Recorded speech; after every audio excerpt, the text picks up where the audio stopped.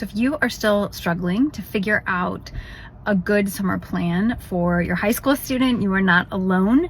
Or if you are a high school student wondering what you should be up to this summer, 4 things I want you to think about, including in your summer.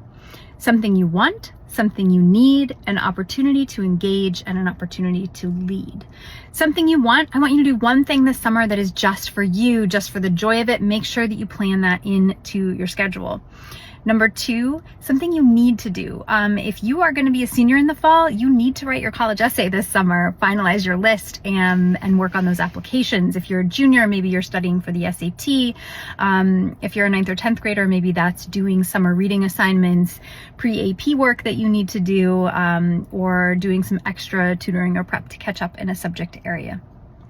An opportunity to engage. I want you to do something outside of yourself in the world, in the community that connects you with others, and an opportunity to lead. What I really mean is doing something that you are taking initiative and having an impact in the lives of people around you or people in the world more broadly.